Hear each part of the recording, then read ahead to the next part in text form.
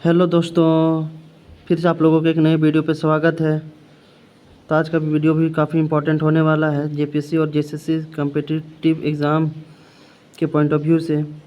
तो वैसे बच्चे जो इन सारी कम्पिटिटिव एग्ज़ाम की तैयारी करते हैं तो ये वीडियो काफ़ी महत्वपूर्ण होने वाली है, इसीलिए वीडियो तक लास्ट तक बने रहें।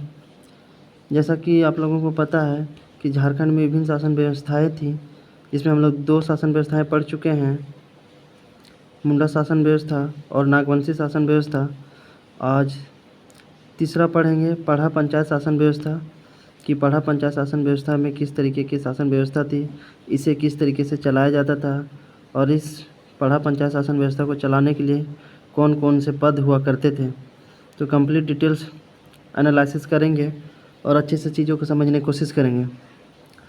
तो वीडियो से शुरू करने से पहले आप लोगों को एक रिक्वेस्ट है, आप लोगों से रिक्वेस्ट करते हैं कि जो मेरे यूट्यूब चैनल पर नए हैं वो मेरे यूट्यूब चैनल को सब्सक्राइब कर लें और बेल आइकन को हिट कर लें ताकि आने वाले हर वीडियो का नोटिफिकेशन आप तक पहुंच जाए।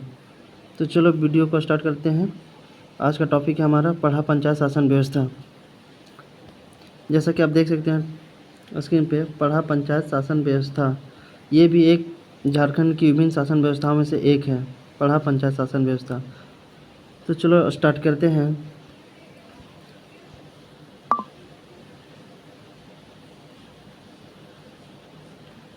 पढ़ा पंचायत शासन व्यवस्था उरांव जनजाति की शासन व्यवस्था है। पढ़ा पंचायत शासन व्यवस्था उरांव जनजाति की शासन व्यवस्था है। ठीक है, पढ़ा पंचायत जो है एक उरांव जनजाति की शासन व्यवस्था है। यह व्यवस्था को उरांव शासन व्यवस्था भी कहा जाता है। जैसा कि हम लोगों को पता है कि झारखंड में टोटल कितने जनजातियाँ रहती हैं, 32 जनजाति रहती है, जिसमें उरांव भी एक उन्हीं में से है। तो उन लोगों की एक अपना शासन व्यवस्था था जिसे पढ़ा पंचायत शासन व्यवस्था के नाम से जाना जाता है और उरांव जनजाति का शासन व्यवस्था भी कहा जाता है। ठीक है, तो पढ़ा पंचायत शासन व्यवस्था उरांव जनजाति की शासन व्यवस्था है। यह व्यवस्था को उरांव शासन व्यवस्था भी कहा जाता है। यह व्यवस्था मुंडाओं की शासन व्यवस्था से मिलती है और ये जो शासन व्यवस्थाएँ हैं काफ़ी लगभग जो है मुंडाओं की शासन व्यवस्था जो थी झारखंड में उससे काफ़ी मिलती जुलती व्यवस्था है। छोटा नागपुर क्षेत्र में उरांव जनजाति का आगमन मुंडाओं के आगमन के कई सौ वर्षों के बाद हुआ था। ऐसा लोगों का मानना है कि जो छोटा नागपुर में उरांव जनजाति का आगमन हुआ था, एंट्री हुआ था, मुंडाओं के आगमन यानी मुंडाओं के आने के 100 साल के बाद हुआ था। और ऐसा भी माना जाता है कि छोटा नागपुर में बसने से पहले इनका निवास स्थल रोहतासगढ़ हुआ करता था और इन लोगों का पहले जो निवास स्थल हुआ करता था रोहतासगढ़ हुआ करता था। क्या हुआ करता था? रोहतासगढ़ हुआ करता था। जब वे यहाँ से बसने लगे, जब उरांव जनजाति रोहतास से धीरे धीरे झारखंड की ओर यानी छोटा नागपुर की ओर आने लगे और यहाँ बसने लगे तो जंगलों को साफ करके खेत बनाए और गांव बसाए।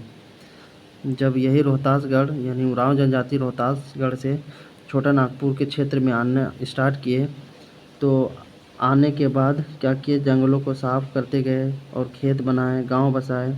खेत बनाने और गांव बसाने वाले को भूमिहर बोला गया है। तो पढ़ा पंचायत शासन व्यवस्था में भूमिहर किसको बोला गया है? तो पढ़ा पंचायत शासन व्यवस्था में भूमिहर उसे बोला गया है जो खेत बनाने और गांव बसाने वाले लोग थे, यानी जो उरांव जनजाति वाले लोग रोहतासगढ़ से जब छोटा नागपुर की ओर आए और वहाँ के जंगलों को, खेतों को साफ़ सुथरा करके क्या किया, अपना गांव बसाए। इसीलिए उसे क्या बोला जाता है? भूमिहर बोला जाता है। जब बने तो उसकी संचालन की आवश्यकता महसूस हुई। सही बात है कि जब कोई भी गांव बसता है तो उसे चलाने के लिए एक नियम कानून की आवश्यकता होती है, विधि व्यवस्था की आवश्यकता होती है। तो पढ़ा पंचायत में उरांव जनजाति को भी जब गांव बस गया तो उन लोगों को भी एक संचालन की आवश्यकता महसूस हुई। गांव के प्रशासनिक और धार्मिक संचालन की जिम्मेदारी पाहन को दी गई। तो सब पहले क्या होता था कि गांव की जो प्रशासनिक और धार्मिक संचालन की जो जिम्मेदारी थी वो पाहन को दी गई थी। तो पाहन एक ऐसा पद होता था जिसे ये जिम्मेदारी दी जाती थी कि गांव का प्रशासनिक और धार्मिक यानी पूजा पाठ जो भी करवाना होता था वो सारा जिम्मेदारी किसके पास होता था? पाहन के पास होता था। वह गांव का पुरोहित होता यानी पाहन जो होता गांव का पुरोहित होता था, उनकी सहायता के लिए बैगा को रखा गया। यानी उनकी सहायता के लिए क्या रखा गया था? बैगा को रखा गया था। एक बैगा पद होता हुआ करता था, जिसका ये काम होता था कि पाहन के सारे कामों में मदद करना। ठीक है, अब आगे बात कर लेते हैं। समय के साथ यह व्यवस्था बदली और पाहन की सहायता के लिए महतों का पद सृजित किया गया। अब जैसे कि सभी को पता है कि हर शासन व्यवस्था को चलाने के लिए नियम कानून की आवश्यकता होती है, और नियम कानून जो होते हैं समय के साथ बदलते रहते हैं। तो ठीक उसी तरीके से उरांव जनजाति में भी समय के साथ उसकी व्यवस्था में, उसके नियम कानून में बदलते गए, और उसी में क्या हुआ, एक महतो पद का सृजित किया गया। एक महतो पद का सृजित किया गया, और ये पद इसलिए सृजित किया गया था ताकि पाहन की क्या हो सके, जो पाहन थे उसकी मदद हो सके। क्योंकि पहले पाहन की ही सारी जिम्मेदारी थी, प्रशासनिक और धार्मिक संचालन के जितने भी काम किया करते थे वो पाहन की जिम्मेदारी थी। इस तरीके से पाहन के ऊपर बहुत सारा बोझ पड़ने लगा, तो उसको थोड़ा सा कम करने के लिए एक महतो पद का सृजित किया गया, यानी नया पद बनाया गया महतो, और इसका एक अलग जिम्मेदारी दी गई। आगे चलकर प्रशासनिक और धार्मिक संचालन की जिम्मेदारी को दो भागों में बांटा गया। समय के साथ क्या किया, समय के साथ जो है इस विधि व्यवस्था में बदलाव किया गया, और आगे चलकर प्रशासनिक और धार्मिक संचालन की जिम्मेदारी को दो भागों में बांटा गया। ठीक है, महतो को प्रशासनिक संचालन की जिम्मेदारी दी गई। जो महतो था उसको क्या दिया गया, प्रशासनिक संचालन की जिम्मेदारी दी गई महतो को, और पाहन को धार्मिक संचालन, और पाहन को क्या किया गया, धार्मिक संचालन की जिम्मेदारी दी गई। जो कि पहले क्या हुआ करता था, पाहन ही की जिम्मेदारी थी, यानी पाहन के पास ही दोनों जिम्मेदारी थी, प्रशासनिक संचालन का भी और धार्मिक संचालन का भी। लेकिन वक्त के साथ इन चीज़ों को बदलाव किया गया, और प्रशासनिक संचालन की जो जिम्मेदारी जो थी वो महतो को दिया गया, और धार्मिक संचालन की जो जिम्मेदारी थी वो पाहन को दी गई। ग्राम स्तर पर पंचायत का निर्माण हुआ। इसके सदस्य गांव के सभी खूंट के बुजुर्ग व्यक्ति होते हैं, और जो गांव के बूढ़े बुजुर्ग होते थे वो प्रशासनिक संचालन में महतो की मदद किया करते थे। यह पंचायत गांव में किसी भी प्रकार के निर्णय लेने में सक्षम होते। उरांव जनजाति में यह माना जाता है कि धर्मेश उरांव के इष्ट देव हैं, और ऐसा माना जाता है कि धर्मेश जो हैं उरांव के इष्ट देव हैं। के बाद इस पृथ्वी पर पंचायत की सर्वोच्च शक्ति है। समय के साथ यह व्यवस्था बहुत ही समृद्ध होती गई, और यह व्यवस्था 3 स्तर पर कार्य करने लगी। बाद में इस व्यवस्था को 3 स्तर पर, यानी 3 लेवल पे इसको क्या किया गया, बांटा गया। ठीक है, 3 लेवल पे इसको बांटा गया, जैसा कि आप देख सकते हैं। और वो 3 लेवल कौन कौन से थे, ग्राम पंचायत, पढ़ा पंचायत और अंतर पढ़ा पंचायत। तो ग्राम पंचायत को क्या कहा गया, यह निम्न स्तर का पंचायत माना गया। इसको बोला गया निम्न स्तर का बोला गया इसको। और पढ़ा पंचायत को मध्य वर्ग रखा गया, और अंतर पढ़ा पंचायत को उच्च स्तर का रखा गया।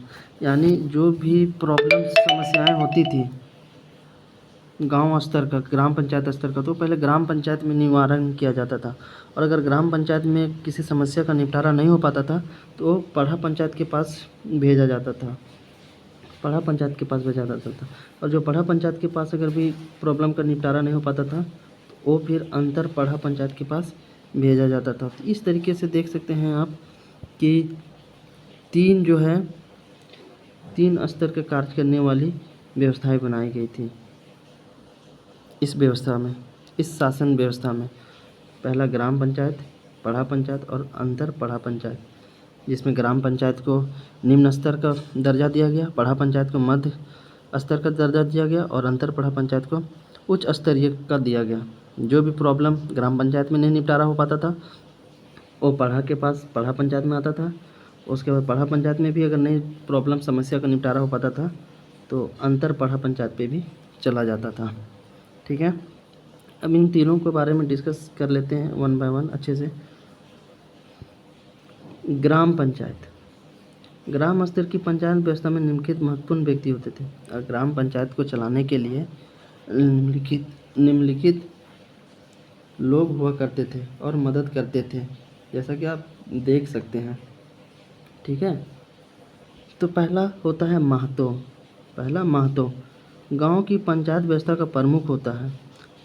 महतो जो होता है गांव की पंचायत व्यवस्था का प्रमुख होता है। प्रशासनिक संचालन की जिम्मेदारी होती है। महतो को क्या दिया गया था? प्रशासनिक संचालन की जिम्मेदारी दी गई थी। यह पद वंशानुगत होता था और महतो पद जो होता था वो वंशानुगत होता था और सबसे बड़े बेटे को ही मिलता था, और जो सबसे बड़े बेटे होते थे उसी को मिलता था। वारिस नहीं होने की स्थिति में, अगर किसी का वारिस नहीं होता था, बेटा नहीं होता था, तो उस स्थिति में उस वंश का कोई अन्य पुरुष को यह पद दिया जाता था। ठीक है। इस शासन व्यवस्था में जो था गांव का एक प्रधान होता है। महतो जो होता था शासन व्यवस्था में प्रत्येक गांव का एक प्रधान होता है जिसे महतो कहा जाता है। ठीक है।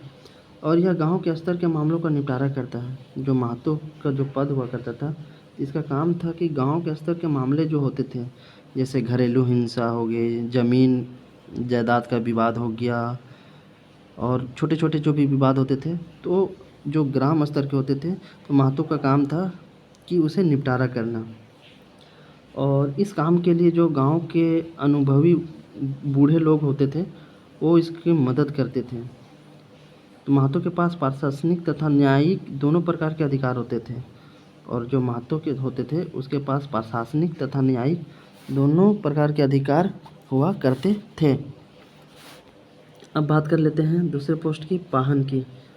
पाहन गांव का पुरोहित होता है। पाहन जो होता है गांव का पुरोहित होता था। धार्मिक संचालन की जिम्मेदारी होती है, और पाहन को क्या किया? संचालन यानी धार्मिक संचालन की जिम्मेदारी दी गई थी।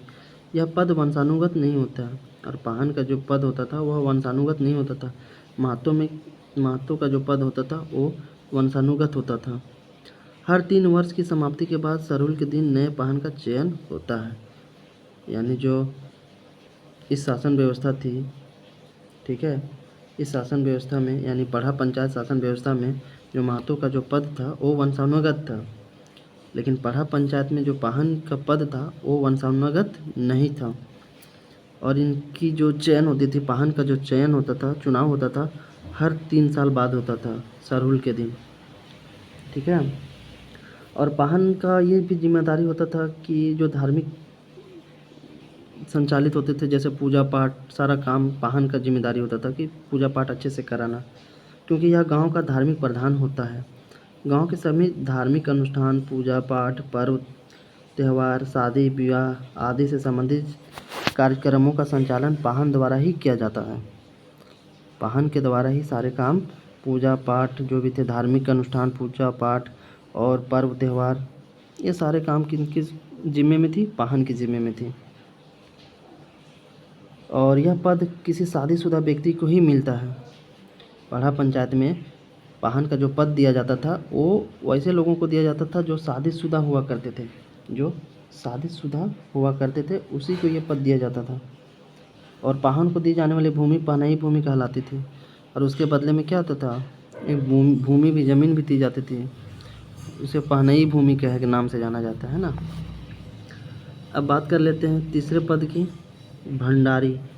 ठीक है। इसका क्या काम था? संदेश वाहक होता है। भंडारी क्या था? संदेश वाहक था। और राजा गांव में पढ़ा राजा के भंडार का प्रभारी होता था। यानी भंडारी जो था मैसेंजर का काम करता था, सूचनाओं का आदान प्रदान करने का काम करता था। और यह गांव में पढ़ा राजा के भंडार का भी जो होता था उसका प्रभारी होता था, हेड होता था, देख रेख करता था। यह सारे पदों के लिए कोई वित्तीय प्रावधान नहीं था, और ये सारे पद के लिए जो जो काम करते थे इनके लिए कोई उसे किसी तरीके के कोई पैसे नहीं दिए जाते थे, सैलरी नहीं दी जाती थी। उसके बदले में कुछ और दिया जाता था, यानी ज़मीन दिया जाता है, परंतु भरण पोषण के लिए भूमि आवंटित की जाती थी, यानी ज़मीन बांटी जाती थी। और उन भूमि के अलग अलग नाम थे जो निम्नलिखित हैं। मतलब ये सारे पद में काम कर रहा था, उसके भरण पोषण के लिए क्या होता था? आवश्यकता होती होगी पैसे के लिए, लेकिन वित्तीय प्रावधान नहीं था, पैसे के कोई भी प्रावधान नहीं था, पैसा नहीं दिया जाता था। उसके एवज में ज़मीन दी जाती थी, और उन ज़मीनों को अलग अलग नाम से जाना जाता था। जैसे महतई भूमि, महतों को दी जाने वाली भूमि महतई भूमि कहलाती थी, पाहन को दी जाने वाली भूमि पहनई भूमि कहलाती थी, और भंडारी को दी जाने वाली भूमि भंडारी गिरी भूमि कहलाती थी। अब आगे डिस्कस कर लेते हैं महतो और पाहन दोनों ही गांव की पंचायत व्यवस्था के केंद्र बिंदु हैं। अपने आप में दोनों ही अकेले कुछ नहीं है, क्योंकि इनकी सारी शक्ति पंचायत में निहित है। उरांव जनजाति की एक प्रसिद्ध कहावत है। उरांव जनजाति की एक प्रसिद्ध कहावत क्या है? पाहन गांव बनाता है और महतो गांव चलाता है। ठीक है, पाहन जो है गांव बनाता है, सही बात है, और महतो क्या करता था? गांव चलाता है। ये एक बहुत फेमस कहावत है उरांव जनजाति में। इससे जो है क्वेश्चन पूछा भी गया है। अब बात कर लेते हैं पढ़ा पंचायत की हम। ठीक है, सबसे पहला कि मुंडा शासन व्यवस्था में हम लोगों ने पढ़ा के बारे में जाना था कि पढ़ा क्या होता है। पढ़ा जो होता है बहुत से सारे यानी 2 या 2 से अधिक गांव मिलकर जो पंचायत बनाती है उसे पढ़ा पंचायत कहते हैं। और उसका एक मुख्य प्रधान होता है जिसको हम लोग मुंडा शासन में क्या बोलते थे? मानकी बोलते थे। ठीक है, जो कि मानकी क्या होता है? पढ़ा पंचायत का मुख्य होता था, प्रधान हुआ करता है। तब इसमें पढ़ते हैं कि पढ़ा पंचायत में क्या होता है। ठीक है, पढ़ा पंचायत व्यवस्था में किस तरीके का चलाया जाता था पढ़ा पंचायत शासन व्यवस्था में। तो गांव की पंचायत व्यवस्था के ऊपर भी एक व्यवस्था थी जिसे पढ़ा पंचायत कहा जाता है। यानी गांव की पंचायत व्यवस्था जो थी उसके ऊपर भी एक पढ़ा पंचायत की व्यवस्था थी। जैसा कि आप लोगों को बताएं कि तीन पद में बांटा गया था। कितने पद में बांटा गया था? 3 लेवल में बांटा गया था। एक लेवल में बांटा गया था, क्या रखा गया था उसका? जिसका रखा गया था ग्राम पंचायत, ग्राम पंचायत, दूसरा पढ़ा पंचायत, और तीसरा रखा गया था क्या? अंतर पढ़ा पंचायत। ठीक है, ये 3 बांटा गया था। उसमें से हम पढ़ लेते हैं पढ़ा पंचायत के बारे में कि क्या होती है। ठीक है, गांव की पंचायत व्यवस्था के ऊपर भी एक व्यवस्था थी जिसे पढ़ा पंचायत कहा जाता था। यह 7, 12, 21 या 22 गाँव को मिलकर बनती थी। अलग बात है कि कुछ किताबों में जो है इसका आंकड़ा जो है कुछ और दिया जाता है, डेटा दिया जाता है। किसी में 5, 7, 11, 21 और 22 गाँव से मिलकर जो बना होता है अंतर ग्रामीण, उसी को पढ़ा पंचायत बोलते हैं। ठीक है, तो ये डाटा जो किताब में वेरी होता है, इसमें चिंता करने की कोई बात नहीं है। बस इतना जानना है कि पढ़ा पंचायत वह पंचायत होता है जिसमें 2 या 2 से अधिक गांव जो होते हैं मिलके जो पंचायत बनाते हैं उसी को पढ़ा पंचायत बोलते हैं। पढ़ा राजा इस पंचायत का प्रमुख होते थे, और जो पढ़ा राजा थे वो पढ़ा पंचायत का प्रमुख हुआ करते थे। उनकी सहायता के लिए पंचायत में निम्नलिखित अधिकारी होते थे। अब कोई भी पंचायत है, कोई भी शासन है, तो उसको चलाने के लिए तो लोगों की आवश्यकता होती है। तो पढ़ा पंचायत में जो अधिकारी होते थे उनकी अलग अलग जिम्मेदारी थी और उनके अलग अलग नाम थे। तो चलिए उनके बारे में देख लेते हैं कि कौन कौन से पद हुआ करते थे और उनकी क्या काम हुआ करते थे पढ़ा पंचायत में, है ना। तो पहला जो पोस्ट होता था, जो पहला पद था वो था दीवान का। पढ़ा राजा के सहायक के रूप में कार्य करते थे। दीवान का काम क्या था कि जो पढ़ा पंचायत के जो पढ़ा राजा थे उसके सहायक के रूप में कार्य करते थे, यानी उसकी मदद करते थे। मंत्री यह पढ़ा राजा का परामर्श देते थे। और दूसरा पोस्ट क्या था? मंत्री। यह पढ़ा राजा को परामर्श देते थे, यानी सलाह देने का काम करते थे। क्या देते थे? सलाह देते थे। ठीक है, अब पनभरा, तीसरा है पनभरा। यह बैठकों का संचालन करते थे एवं खाने पीने की व्यवस्था करते थे। यानी किसी भी शासन व्यवस्था में जब कोई बैठक होता था उसको संचालन करने के लिए एक पद हुआ करता था जिसको पनभरा बोलते थे। और इसे तो पनभरा का जो बेसिकली जो था मुख्यतः 2 काम था, बैठकों का संचालन करना और खाने पीने की जो व्यवस्था था उसको व्यवस्था करना। अब चौथा पद हुआ करता था कोटवार। यह दूत के रूप में कार्य करते थे। दूत यानी मैसेंजर, यानी सूचनाओं का आदान प्रदान करने वाला को ही कोटवार बोला जाता है। पढ़ा राजा के निर्देश को पूरा गांव में और बाहर की सूचनाओं को उन तक पहुंचाते थे। कोटवार का ये जिम्मेदारी थी कि राजा जो निर्देश देते थे वो निर्देश गांव वालों तक पहुंचाना और गांव वालों के जो निर्देश आते थे वो राजा तक पहुंचाना। ठीक है, और कोटवार का दूसरा काम था दंड का अमल भी इनसे करवाया जाता था। तो ये 4 जो थे पढ़ा पंचायत में पोस्ट थे। दीवान, जिनका काम था पढ़ा राजा का सहायक करना। मंत्री या पढ़ा राजा का सलाहकार थे। पनभरा यह बैठकों का संचालन करते थे एवं खाने पीने की व्यवस्था करते थे। और चौथा कोटवार जो कि एक दूतावास का काम करते थे, सूचनाओं का आदान प्रदान करने का काम करते थे। अब बात कर लेते हैं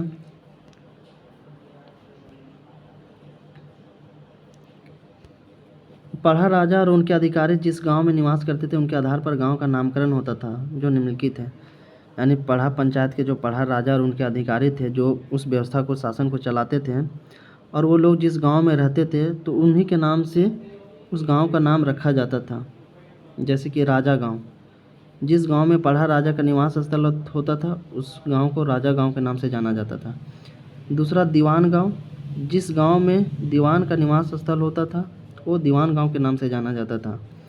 तीसरा पनेर गांव, जिस गांव में पनभरा का निवास स्थल होता था उसे पनेर गांव के नाम से जाना जाता था। ठीक है, जैसे कि आप लोगों को पता है पनेर का काम क्या था, पनभरा का काम क्या था कि जो बैठक होती थी उसका संचालन करना और खाने पीने की चीज़ों को व्यवस्था करना। चौथा कोटवार गांव, जिस गांव में कोटवार का निवास स्थल होता था उसे कोटवार गांव कहते थे। और कोटवार का मुख्य काम क्या था, दूतावास का, यानी मैसेंजर का, यानी राजा पढ़ा राजा का जो सूचना होता था गांव वालों तक पहुंचाता था और गांव वालों की जो सूचना होती थी वो राजा तक पहुंचाने का काम करता था। उस पोस्ट को कोटवार बोलते थे। और जिस गांव में कोटवार लोग रहते थे उस गांव को कोटवार गांव के नाम से जाना जाता था। अब पांचवा परजा गांव, जिस गांव में कोई भी अधिकारी का निवास स्थल नहीं होता था, जहाँ पे आम लोग रहा करते थे, जैसे कोई भी प्रशासनिक अधिकारी नहीं रहा करते थे, उस गांव को परजा गांव के नाम से जाना जाता था। अब आगे बढ़ते हैं। तीसरा अंतर पढ़ा पंचायत। तीसरा अंतर पढ़ा पंचायत, पढ़ा पंचायत के ऊपर अंतर पढ़ा पंचायत की व्यवस्था थी। जैसा कि आप लोगों को पता है कि जो थी ये व्यवस्था 3 स्तर पर बांटा हुआ था, ग्राम पंचायत, पढ़ा पंचायत और तीसरा अंतर पढ़ा पंचायत। तो पढ़ा पंचायत के ऊपर जो थी सबसे बड़ा था अंतर पढ़ा पंचायत, यानी जो भी मामला गांव का मामला अगर पढ़ा पंचायत पे निपटारा नहीं हो पाता था पढ़ा राजा द्वारा, तो वो अंतर पढ़ा पंचायत के पास भेज दिया जाता था उस मामले को निपटारा करने के लिए। यह पंचायतें कई पढ़ा गाँव को मिलकर बनाई जाती थीं। और जैसा कि हम लोगों को पता है कि पढ़ा पंचायत बहुत सारे गाँव मिलकर पढ़ा पंचायत का निर्माण करते हैं, उसी तरीके से बहुत सारे पढ़ा पंचायत मिलकर अंतर पढ़ा पंचायत का निर्माण करते हैं। यानी अंतर पढ़ा पंचायत किसको बोलते हैं, 2 या 2 से अधिक पढ़ा पंचायत के मिलने से अंतर पढ़ा पंचायत बनता है। इसके प्रमुख को पढ़ा दीवान कहा जाता है और अंतर पढ़ा पंचायत का जो प्रमुख होता है, हेड होता है, उसको क्या बोला जाता है, पढ़ा दीवान कहा जाता है, यानी पढ़ा दीवान। ठीक है, पढ़ा दीवान जो होता है अंतर पढ़ा पंचायत का प्रमुख होता था, हेड होता था। और इसका मुख्यतः क्या काम हुआ करते थे, इसका जो मुख्यतः जो काम था समस्याएं एवं विवादों का निपटारा करना। ठीक है, तो समस्याएं एवं विवादों का निपटारा पहले गांव की पंचायत स्तर पर किया जाता है, जो निम्नलिखित हैं। तो सबसे पहले क्या होता था, कोई भी जो समस्या होती थी गांव स्तर का, वो पहले गांव की पंचायत स्तर पे उसको निपटाने की काम किया जाता था। जब नहीं निपटता था तब उसे पढ़ा पंचायत में भेजा जाता था, और अगर पढ़ा पंचायत में भी सॉल्व नहीं हो पाता था तब उसे फाइनली अंतर पढ़ा पंचायत में भेजा जाता था उस समस्या को निपटारा करने के लिए। ठीक है, तो गांव की जो पंचायत स्तर की जो व्यवस्था थी उसमें देखते हैं क्या क्या किन किन समस्याओं का समाधान किया जाता था। पहला, छोटे मोटे किसी भी प्रकार के विवादों का निपटारा करना, जैसे हत्या जैसे गंभीर अपराध छोड़कर अन्य मामलों को गांव में ही सुलझाने का प्रयास होता था।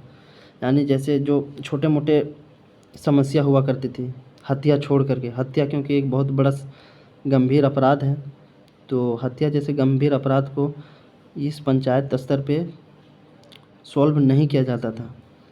उसके अलावा जो भी छोटी समस्याएं थे वो गांव पंचायत वाली स्तर जो थी उसमें निपटारा किया जाता था। दूसरा, विकास कार्य एवं गांव की समस्याओं का निवारण करना। यौन अत्याचार के मामले में, पारिवारिक झगड़े, यानी गांव में छोटे मोटे जो पारिवारिक झगड़े होते घर में, उसको भी निपटाने का काम किया जाता था। किसके द्वारा, गांव की पंचायत स्तर जो थी उसके द्वारा। ज़मीन जायदाद संबंधित मामले का भी निपटारा करती थी। धार्मिक पर्व त्यौहार संबंधित कोई फैसले लेना होता था तो लिया जाता था। ग्राम पंचायत यानी महतो के द्वारा लिया जाता था, क्योंकि ग्राम पंचायत का जो प्रधान होता है कौन होता है? महतो का पद जो होता था वही महतो हुआ करता था। धार्मिक पर्व त्यौहार संबंधित फैसले महतो की अध्यक्षता में ही पाहन द्वारा पर्व त्योहारों की तिथि निश्चित की जाती थी। पढ़ा पंचायत या अंतर पढ़ा पंचायत के निर्णय का अनुपालन करवाना, और जो पढ़ा पंचायत और अंतर पढ़ा पंचायत जो भी डिसीजन देते थे, निर्णय सुनाते थे, उसको अनुपालन करवाना पड़ता था। ये जिम्मेदारी थी। उसके बाद फाइनली आ जाता है विवाद नहीं सुलझने पर इसे पढ़ा पंचायत में ले जाया जाता है। और अगर ग्राम स्तर पर कोई भी मामला का जब निपटारा नहीं होता था तो जैसा कि आप लोगों को बताया वो पढ़ा पंचायत में चला जाता था। और अगर विवाद का निपटारा पढ़ा पंचायत में भी नहीं हो सका तो उसे अंतर पढ़ा पंचायत में भेज दिया जाता है। किसी भी मामले में पढ़ा राजा या पढ़ा दीवान महतो के आज्ञा के बिना हस्तक्षेप नहीं करता है। तो इस तरीके से इस शासन व्यवस्था में जो थी 3 स्तर का बांटा गया था। ठीक है, इसका हम लोगों ने बारी बारी से डिस्कस किया। और ये जो व्यवस्था थी 3 स्तर पर बांटा गया था, ग्राम पंचायत, पढ़ा पंचायत और तीसरा अंतर पढ़ा पंचायत। ठीक है, तो हम लोगों ने सबके बारे में डिटेल्स देखा 1 बाय 1 कि ग्राम पंचायत में कौन कौन से पोस्ट होते थे, महतो, पाहन, भंडारी, और इन सब की क्या जिम्मेदारी थी, क्या काम दिया गया था, और जो भूमि मिलती थी उसे कौन सी भूमि के नाम से जाना जाता था। उसके बाद पढ़ा पंचायत में देखिए कौन कौन से पद और हुआ करते थे और उसकी क्या जिम्मेदारी हुआ करती थी, क्या उनके द्वारा काम किया जाता था। जैसा कि पढ़ा पंचायत में 4 पद हुआ करते थे, दीवान, मंत्री का, पनभरा का, कोटवार का, और ये चारों का अलग अलग काम था।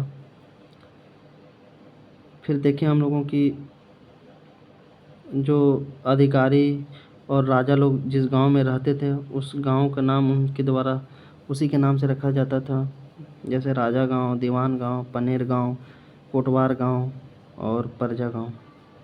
फिर आता है तीसरा अंतर पढ़ा पंचायत, जो कि उच्च स्तरीय पंचायत हुआ करती थी। जो भी मामले का निपटारा निचले स्तर पे नहीं होता था तो ये वहाँ तो अंतर पढ़ा पंचायत में ही सारे प्रॉब्लम का निपटारा होता था। तो ये था आज का वीडियो पढ़ा पंचायत शासन व्यवस्था को लेकर के। आई होप आप लोगों को बहुत अच्छे से क्लियर समझ आ गया होगा। फिर मिलते हैं नेक्स्ट वीडियो में।